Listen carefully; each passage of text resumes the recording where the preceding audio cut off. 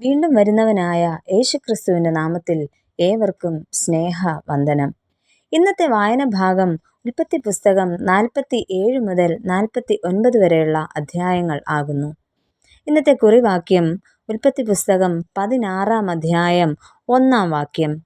എന്നാൽ അവൾക്ക് ഹാഗാർ എന്നു പേരുള്ള ഒരു മിസ്രയീമ്യ ദാസി ഉണ്ടായിരുന്നു. അബ്രഹാമിൻ്റെ ഭാര്യയായ സാറായുടെ മിസ്രയീമ്യ ദാസിയാണ് ഹാഗാർ.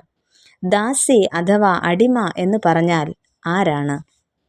സ്വന്തമായ അവകാശങ്ങളൊന്നുമില്ലാതെ ഉടമസ്ഥൻ്റെ അഥവാ യജമാനൻ്റെ സമ്പത്തിൻ്റെ ഭാഗമായി കഴിയുന്ന ഒരു കൂട്ടം മനുഷ്യർ ആണ് അടിമകൾ.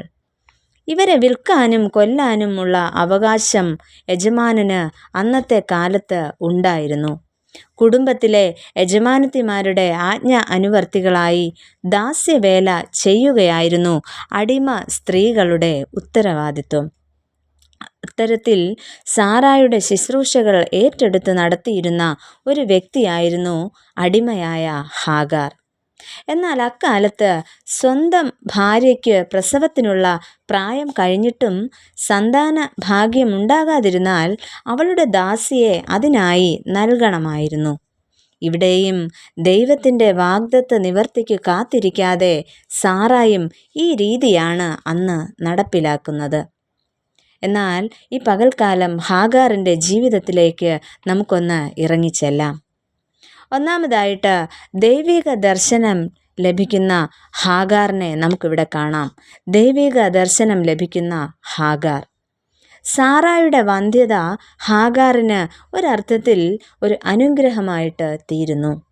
അങ്ങനെ അബ്രഹാമിൻ്റെ ആദ്യ ജാതനെ പ്രസവിക്കുവാൻ ഹാഗാറിന് ഭാഗ്യം ലഭിക്കുന്നു. ഇവിടെ ഗർഭിണിയായ ഹാഗാറിൻ്റെ മുന്നിൽ സാറ നിന്ദിതയാകുവാനായിട്ട് തുടങ്ങി. അതിനാൽ സാറ ഹാഗാറിനോട് കഠിനമായി പെരുമാറിയെന്ന് വേദപുസ്തകത്തിൽ നിന്ന് നമ്മൾ വായിക്കുന്നു. അങ്ങനെ അവിടെ തുടരുവാൻ സാധിക്കാതെ ഹാഗാർ ആ വീട് വിട്ട് ഓടിപ്പോകുന്ന ഒരു കാഴ്ച നമുക്ക് കാണാം. മരുഭൂമിയിലേക്ക് ഓടിപ്പോയി അവിടെ വച്ച് മരിക്കണം എന്ന് ആഗ്രഹിക്കുന്ന ഒരു ഹാഗാർ. എന്നാൽ അബ്രഹാമിൻ്റെ സന്തതിയെ ഉദരത്തിൽ വഹിച്ച ആ സ്ത്രീയെ മരുഭൂമിയിൽ മരിക്കുവാനായിട്ട് പ്രിയമുള്ളവരെ ദൈവം അനുവദിക്കുമോ? തനിക്ക് വേണ്ടി സംസാരിപ്പാൻ ഒരാൾ പോലും ഈ ലോകത്തിലില്ല എന്ന് ചിന്തിച്ച ഹാഗാറിനെ ഇവിടെ കണ്ടെത്തിയത് ദൈവമാണ്. പ്രതിസന്ധിയിലൂടെ ഒറ്റപ്പെടലിലൂടെ മരിക്കാൻ ആഗ്രഹിച്ച ഹാഗാറിനെ കണ്ടെത്തിയ ഒരു ദൈവമുണ്ട്. എൻ്റെയും നിങ്ങളുടെയും സാഹചര്യങ്ങളെ അറിയുന്ന ഒരു ദൈവമുണ്ട്. ദൈവിക വാക്കുകൾ അനുസരിച്ച് ഉടനെ ഹാഗാർ സാറായുടെ അടുക്കലേക്ക് മടങ്ങിപ്പോകുന്ന ഒരു അവസ്ഥ നമുക്കിവിടെ കാണുവാനായിട്ട് സാധിക്കും. രണ്ടാമതായിട്ട് ധീരമാതാവായി തീരുന്ന ഹാഗാർ. ഹാഗാറിന് ആദ്യമായി ദൈവിക ദർശനം ലഭിക്കുമ്പോൾ അവൾ ഒരു നിസ്സഹായയായ ഗർഭിണിയായിരുന്നു. എന്നാൽ ഇപ്പോൾ അവളൊരു മാതാവാണ്. തൻ്റെ മകൻ വെള്ളം കിട്ടാതെ മരിക്കുവാൻ പോകുന്ന ദയനീയമായ അവസ്ഥ അവൾക്ക് നോക്കി നിൽക്കുവാനായിട്ട് സാധിക്കുന്നില്ല. ഇവിടെ ദൈവദൂതൻ ചോദിക്കുന്നു, ഹാഗാറേ, നീ എന്തിന് വിഷമിക്കുന്നു? നീ ഭയപ്പെടേണ്ട, ഞാൻ അവനെ വലിയൊരു ജാതിയാക്കും എന്ന് ഹാഗാറിന് ഉറപ്പ് നൽകുകയാണ് ചെയ്യുന്നത്. അങ്ങനെ അവിടെ ആ പ്രതിസന്ധി പരിഹരിക്കപ്പെടുന്നു.